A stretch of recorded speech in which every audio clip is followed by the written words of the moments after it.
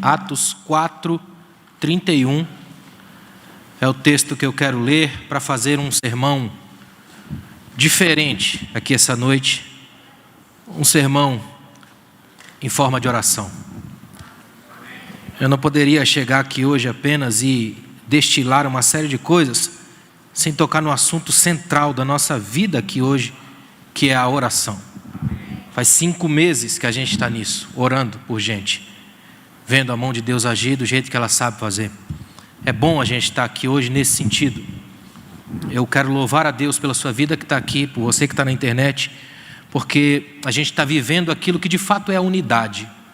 Orar por um objetivo em comum. Isso é fantástico para a igreja.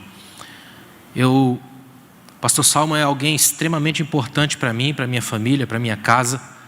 Embora a gente não seja da família, a gente se intrometeu e mora no mesmo prédio. Então, de certo modo, por osmose gospel, a gente participa da família. E embora muita gente não acredite, como teólogo eu oro, teólogo também ora. E a minha mãe faz parte de uma rede de oração muito grande. A minha mãe é da Igreja Presbiteriana de Pinheiros. Ela é pastoreada lá pelo pastor Hernandes Dias Lopes. E eles fizeram um grupo lá e têm orado pelo pastor Salmo, pela pastora Cássia também, pelas meninas que estão gestantes, pela Jordana, a família.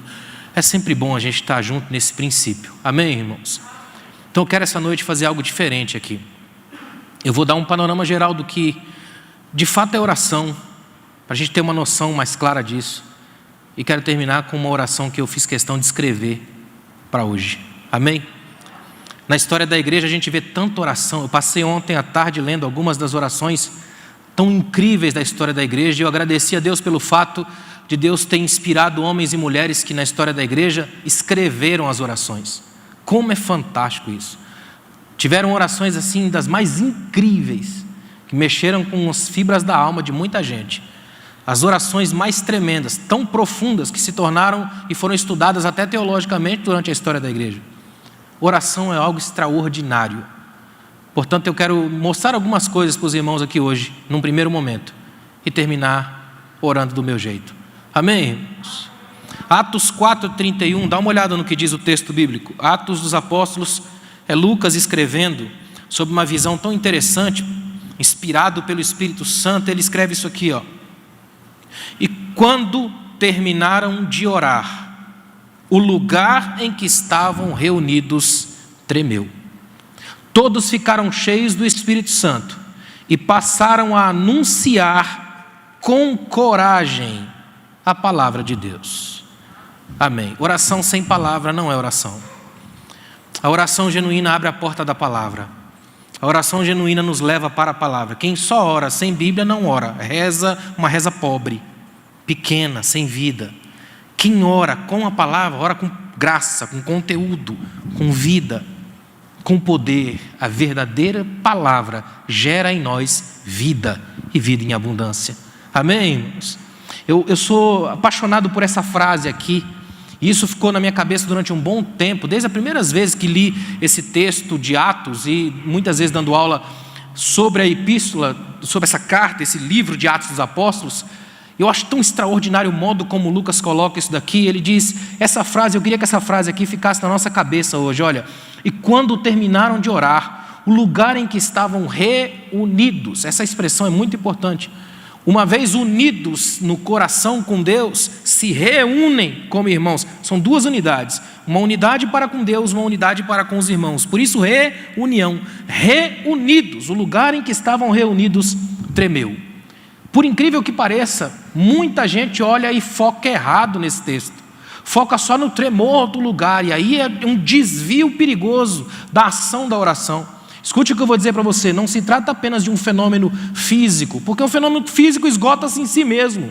Aqui é mais simbólico e mais profundo, embora tenha sido literal.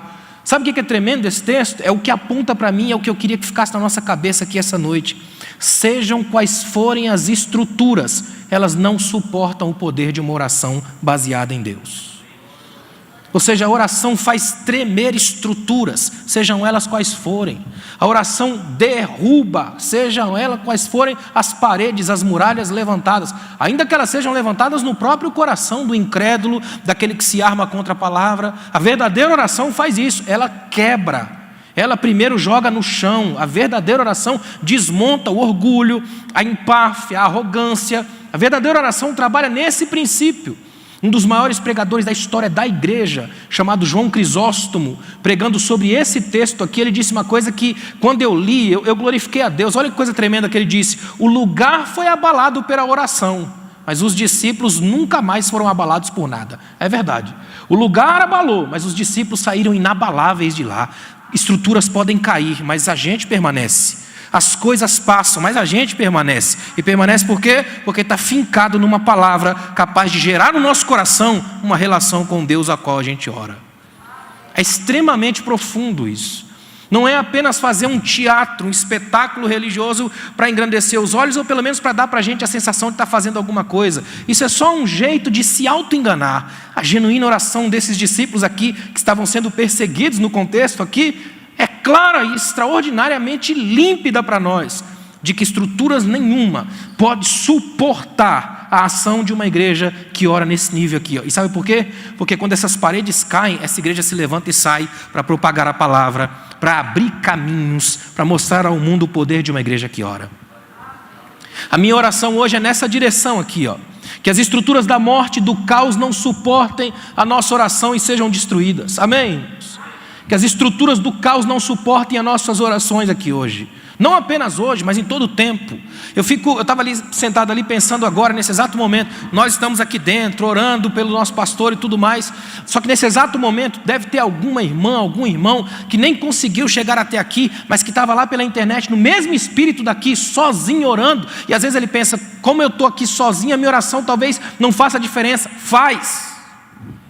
Porque ela desmonta toda e qualquer barreira de tempo e de espaço. Nesse momento nós estamos todos unidos no mesmo propósito: amar a Deus pelo nosso pastor, louvar a Deus pela vida de cada um que está aqui e adorar a Deus, porque essas estruturas não suportam o poder de uma oração. É extraordinário a gente pensar nisso, que nós nos tornemos inabaláveis na nossa unidade orante, na nossa comunhão da prece. A palavra prece vem do latim precários, de onde vem precário, pobre, ou seja, só ora quem precisa, quem é pobre, quem tem coragem de dizer: Senhor, eu não tenho, não dá para mim. Sabe o que a gente está fazendo aqui? Se levantar e dizer: Senhor, olha, a gente pode até fazer alguma coisa, mas nisso aí a gente é pobre, a gente não sabe nada, não tem como fazer. Então o que a gente faz? Pede para o Senhor, porque o Senhor é dono de toda honra, de toda glória, de toda riqueza, de toda exaltação. A gente é pobre, o Senhor é tudo. Aí a gente chega até o Senhor e clama. E é clamando a Ele que a gente se levanta.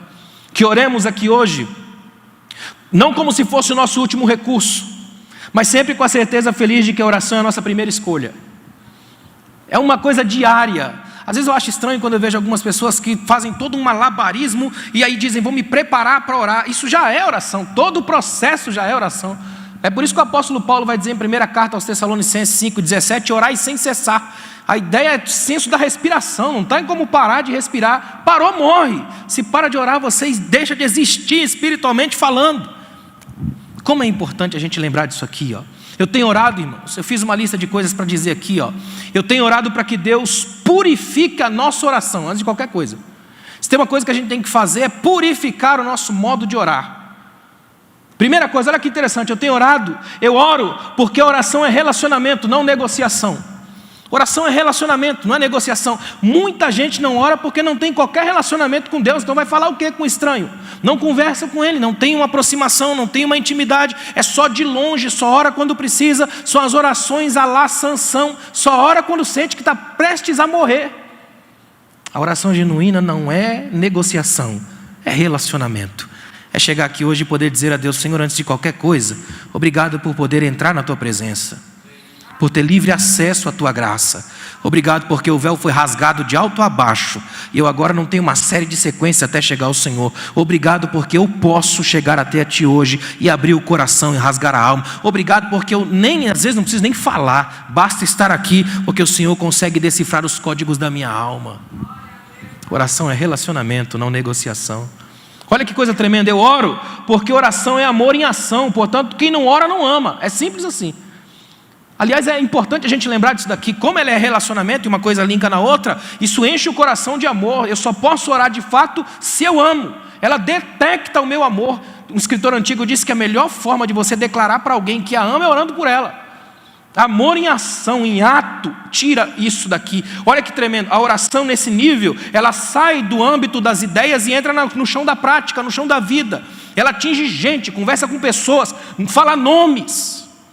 Uma das coisas que eu gosto na liturgia da nossa igreja é que sempre a gente teve aqui, isso não é uma coisa nova, nós não estamos fazendo isso só porque estamos em época de pandemia.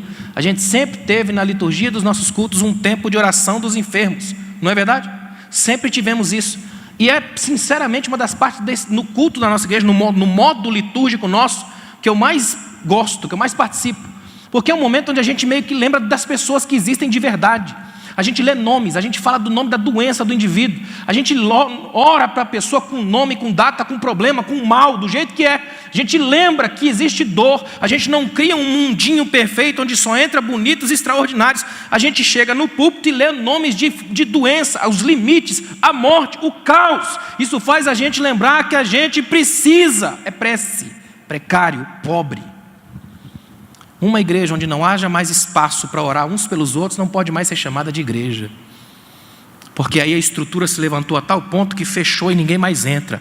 Lembrem-se que quando esses irmãos oraram, o chão, a estrutura tremeu. Significa que aqui não é uma caixa fechada onde ninguém mais entra. Quando a gente ora, as estruturas tremem, a coisa abre e qualquer um pode ter acesso, chegar aqui e ser tocado por essa oração.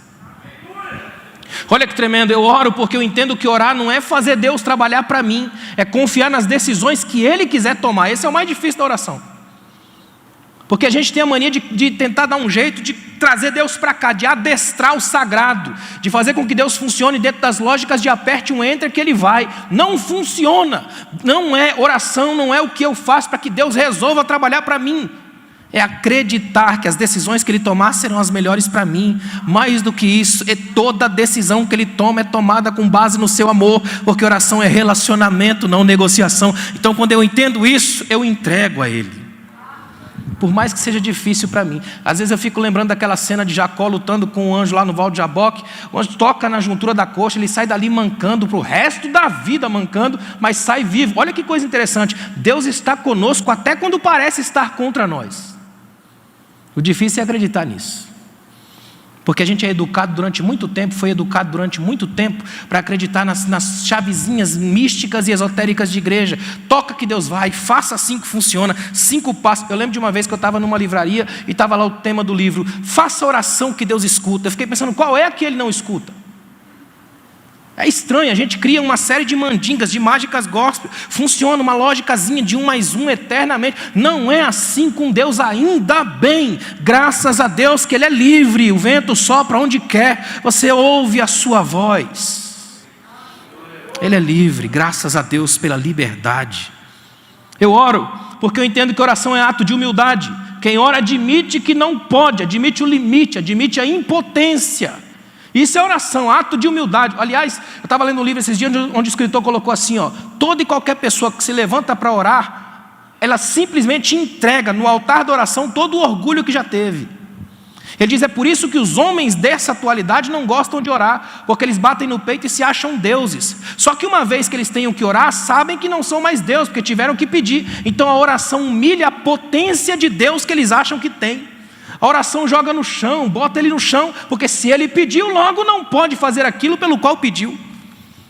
Estar aqui hoje orando é um ato de humildade, é chegar aqui e dizer, Senhor, olha, eu tenho algumas coisinhas que eu sei fazer, mas isso aí eu não consigo, então eu tenho que chegar aqui hoje e dizer, Senhor, se o Senhor puder, olha para cá e faz por mim aqui, porque nisso aí eu não sei nada. A oração é uma humilhação do ego. Eu oro sabendo que a oração não é feitiço, dogma ou uma série de regras. Ela é um ato de intimidade, uma conversa de amor. Uma coisa que tem me assustado ultimamente, observando nas maiorias das igrejas, e eu sempre estou envolvido com tudo isso, é o ver quanto nossa oração tem mais de feitiço do que de relacionamento. É muito perigoso isso. Uma igreja que faz toda uma série de mandingas, acredita numa série de coisas, daqui uns dias vão entrar com galho de arruda atrás da orelha.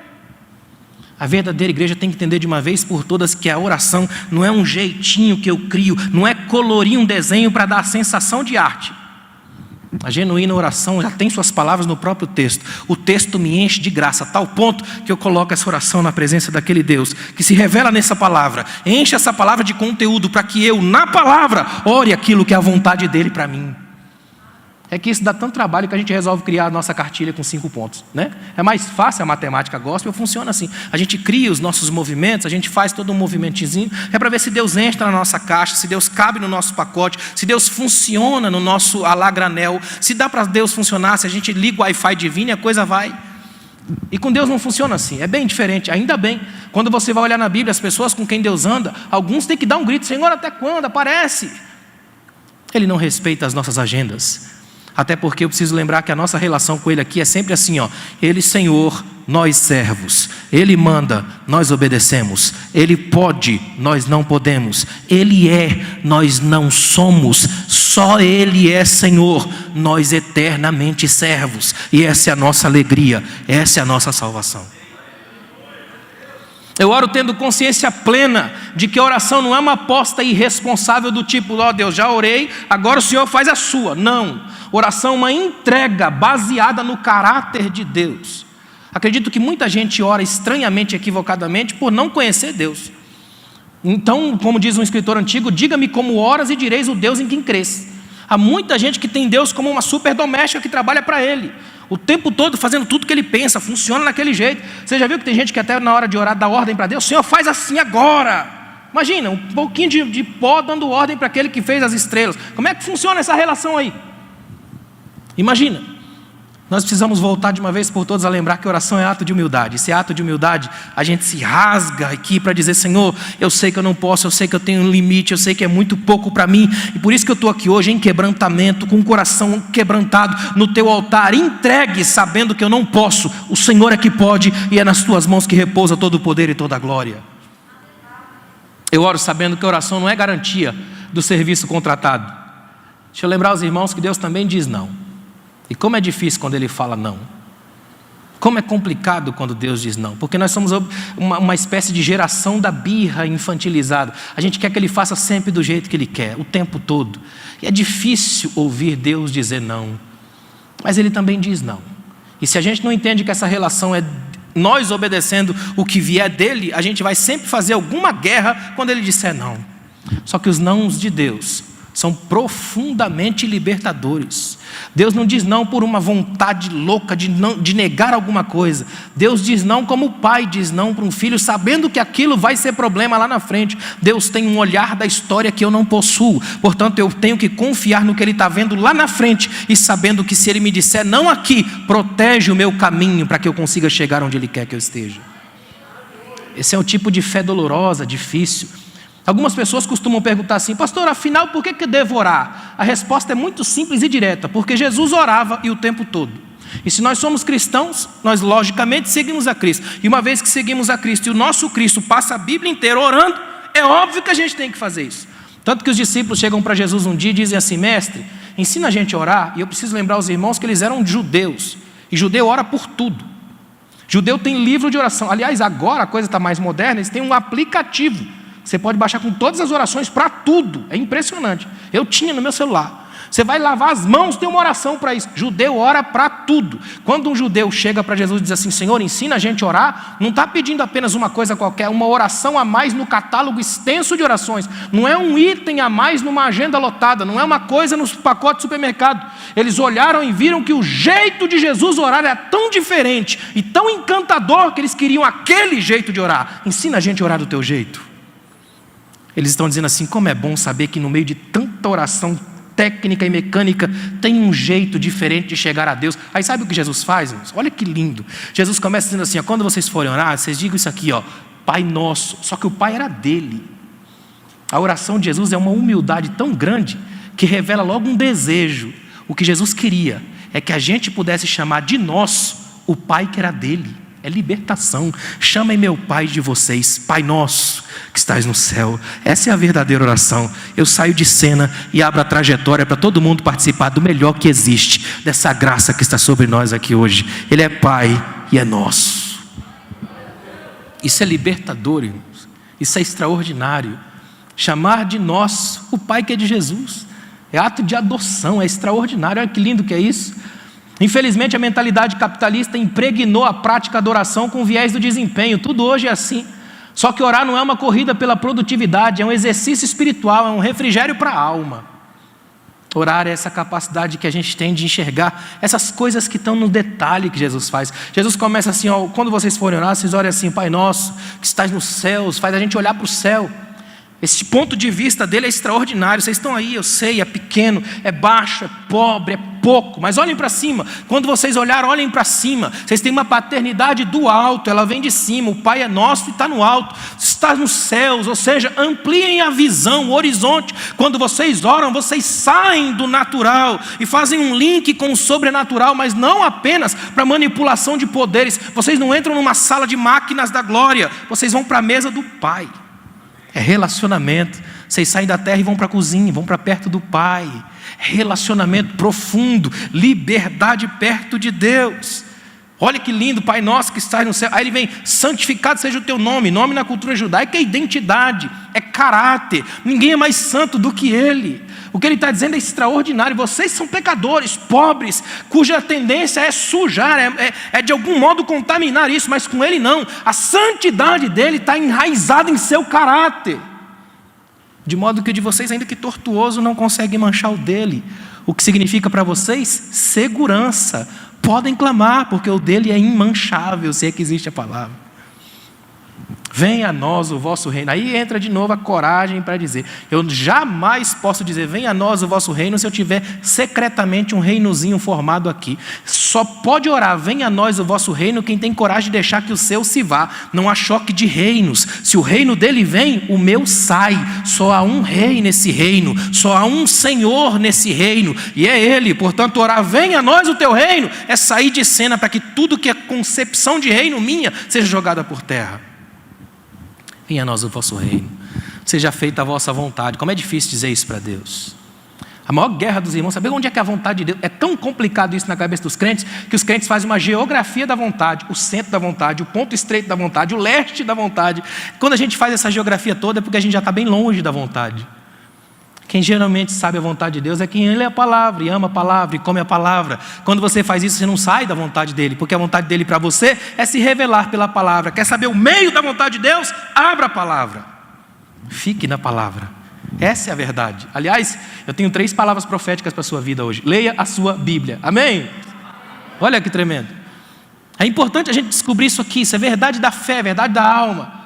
Seja feita a vossa vontade, assim na terra como no céu. Ele volta no link, terra e céu juntos. Aí tem uma cena que é belíssima, quando ele diz o pão nosso. A única frase nessa fraseologia da oração de Jesus que nos leva diretamente, porque ele abriu a oração, ele abriu com Pai Nosso, e agora vem com Pão Nosso, o que é belíssimo. Ele dizendo que a oração do Pai Nosso nos liberta de uma concepção social que só fecha na gente, que não enxerga o outro, o oprimido, o pequeno. Ele está dizendo que se o Pai é nosso, o pão não pode ser só meu. Se eu orar Pai Nosso, ninguém morre de fome perto de mim. Eu só posso orar o Pai Nosso se o que eu tiver lá em casa servir para você. Ninguém morre de fome na igreja quando a gente ora Pai Nosso. Se o Pai é nosso, o pão tem que ser nosso. E não é um pão para montar uma padaria. É o pão de hoje. É o de agora. Por isso que a gente está aqui hoje, orando hoje. E amanhã tem que orar de novo. E esse é o problema para muita gente. Como a gente queria ter um depósitozinho de oração, né? Para manter lá um monte de oração estocada, para de vez em quando a gente buscar uma. Não funciona assim. Assim como na leitura do texto, maná guardado apodrecia. Muita gente está com o coração podre, cheio de Bíblia na ponta da língua. É gente que quase decora, mas não consegue viver com aquilo que diz conhecer. Perdoa as nossas dívidas. Como nós perdoamos os nossos devedores. Se tem uma coisa que eu aprendi com a vida, é que é muito fácil falar de perdão. Difícil é fazer. A gente quando vai pregar, cantar, escrever sobre o perdão, você tem uma miríade de coisas. Dá para fazer livros extraordinariamente lindos do perdão. Eu poderia pregar uma mensagem aqui sobre o perdão, capaz de fazer a gente quase desidratar de chorar aqui. Complicado é perdoar alguém de carne e osso que acabou de me decepcionar. Aí dói. Perdão é coisa da intimidade. Aí Jesus vai dizer assim, ó, perdoai aos outros, assim como nós já fomos perdoados. Olha o que ele está dizendo. Não olhe para alguém de cima dizendo, eu tenho que perdoar porque eu sou santo e você que é o problema porque me machucou. Não, é porque antes eu já perdoei alguém. Eu já fui perdoado por alguém. Eu já fui a pessoa que fere.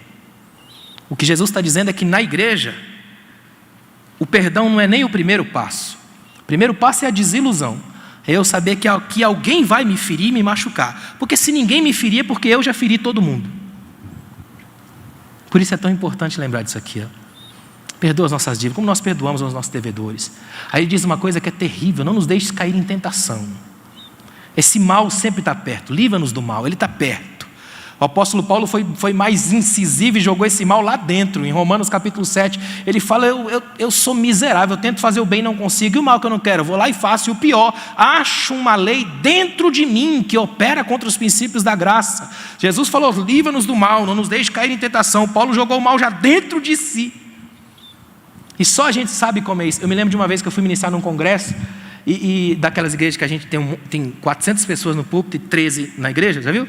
Aí eu lembro que eu estava em cima do púlpito assim, e de repente veio o pastor, deu a oportunidade para uma jovem cantar, e a gente sabe a leitura labial, que agora a máscara não deixa mais fazer, mas a leitura labial foi perfeita. A menina sentadinha assim, com a perninha cruzada no primeiro banco, disse, quando o pastor disse: vamos ouvir a irmã fulana vir cantar. Aí a irmãzinha levantou para vir, aí ela lá embaixo assim, nem para ela quebrar o salto. É o mal. E esse mal vem com a gente. Como ela queria que a outra quebrasse o salto, tropeçasse, caísse. E como a gente se alimenta do tropeço do outro. E sabe o que é legal? É que a gente chega depois, no final do culto, dá as mãos, levanta a mão, até chora. E a gente ora: Senhor, abençoa os nossos irmãos. Enfim, a hipocrisia. Faz parte da gente. Se a gente fosse arrancar as máscaras, não essa, a outra, ficaria bem difícil para a gente orar. Acho que é por isso que Jesus mandou a gente dar outra face. Ele sabe que a gente tem duas caras. Aí a gente vem aqui hoje para aprender uma das lições mais bonitas da fé. É exatamente por isso que a gente precisa orar.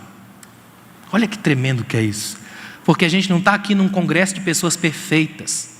Graças a Deus que não é isso. A gente está aqui na unidade de imperfeitos. E a unidade dos imperfeitos é que sobe perfeita até Deus. Por isso que a resposta dele vem perfeita. Porque ele tira de nós, ainda que no pior de nós, o melhor da sua graça. A ele toda a honra, toda a glória e toda a exaltação. Essa é a igreja que se prostra para orar. Eu tomei a liberdade de escrever uma oração. A minha oração. Eu queria fazer um sermão em forma de oração. Eu fiz questão de escrever isso e é difícil porque dói. Certas coisas são como cirurgias da alma, machucam, uma barbaridade. No seminário bíblico que eu estudei, em Pindamonhangaba, tive um professor de homilética, era extraordinário, me influenciou muito. Ele tinha os sermões mais mirabolantes que você imaginar, ele pregava. Ele gostava de fazer isso para a gente aprender as diversas formas de homilética. Ele tinha um sermão chamado sermão biográfico, ou seja, você prega na primeira pessoa, como se você fosse o personagem. Uma vez ele pregou um sermão como se ele fosse Nietzsche. Imagina, pregar só no seminário para fazer isso. Levantou lá no meio da igreja: Deus está morto, igual Nietzsche. A gente tomou um susto imenso, imagina. E um dia ele falou assim: o dia que você tiver com dúvida se prega ou não prega o sermão, pregue aquele em que você chorar. E esse eu chorei muito quando orei. Essa oração precisa ficar gravada no nosso coração. Me permitam orar aqui. Ó Senhor, como igreja, levantamos a nossa voz em clamor e o nosso coração em quebrantamento. Unidos, juntamos as forças e elevamos a Ti o nosso desespero. Vivemos um tempo de tanta dor, tanta angústia, tanta lágrima. É o nosso tempo de lamentações. Sabemos que nunca nos desamparaste, contudo, somos frágeis, vulneráveis, perecíveis. Não temos poder algum, senão o da humildade. Oramos a Ti porque és o nosso socorro, a nossa fortaleza, o nosso restaurador. Precisamos tanto do Consolador como nunca antes. Fazemos aqui hoje eco das Escrituras e gritamos: volta-te para nós, Senhor. Até quando? Ó Eterno, nós pecamos.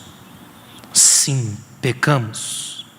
Quantas vezes fechamos os ouvidos aos gemidos do mundo, preocupados somente com as nossas necessidades?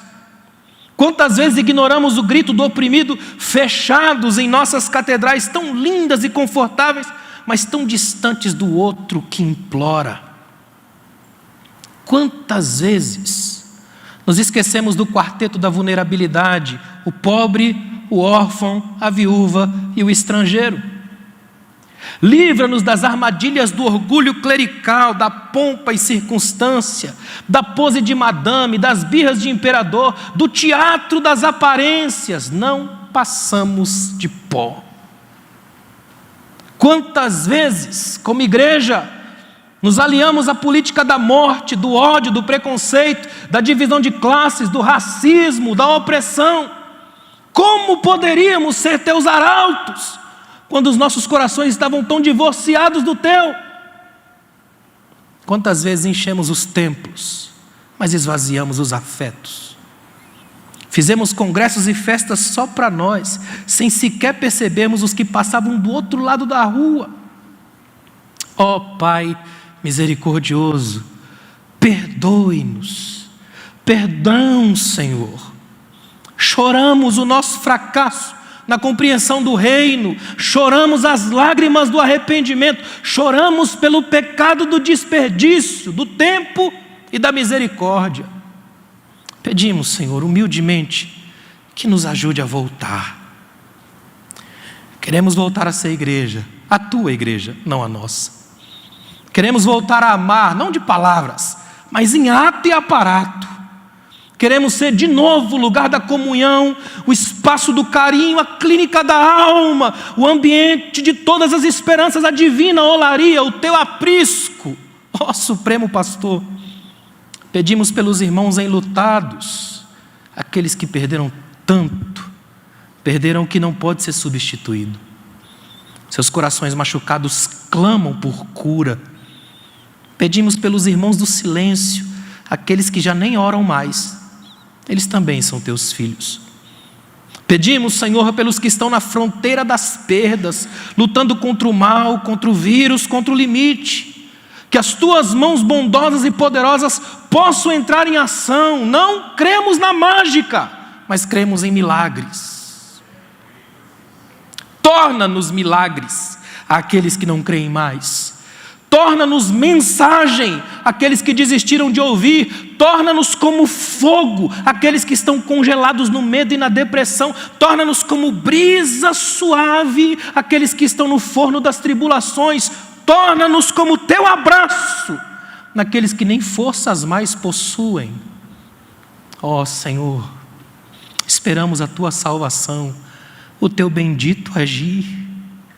Sabemos que não é pelos nossos méritos, não tem a ver com as nossas crendices, os nossos esoterismos, as nossas mandingas. É a tua graça, a multiforme graça, a maravilhosa graça. É por causa do teu amor. Ó Senhor de toda beleza, nosso clamor é por um avivamento que traga de volta as lágrimas sinceras, não um movimento, mas um novo modo de ser e de viver. Clamamos por um tempo de renovo. Sabemos que um novo dia nascerá, o sol brilhará novamente. Eu creio, não há choro que dure a vida toda. Sabemos e cremos que ainda que a figueira não floresça, que não haja fruto na vide, o produto da oliveira minta, todavia nos alegraremos no Senhor. Sabemos e cremos que todas as coisas cooperam com aqueles que amam a Deus para a promoção do bem. Sabemos e cremos que nada pode nos separar do amor de Deus que está em Cristo Jesus, nosso Senhor. Sabemos e cremos que naquele dia não haverá mais morte, nem dor, nem pranto, nem choro. Sabemos e cremos que o choro pode durar uma noite, mas a alegria vem pela manhã. Em santa ousadia pedimos, fica conosco, Senhor. A noite já se adianta, a dor se agiganta, o mundo jaz no maligno, mas nós confiaremos em Ti. Aquece o nosso coração, restaura o nosso cântico, endireita as nossas veredas e lembra-te de cada uma das Tuas promessas. Pai nosso, Rei nosso, Senhor de todos, aquele que é capaz de fazer infinitamente mais do que tudo o que pedimos ou pensamos, de acordo com o seu poder que atua em nós.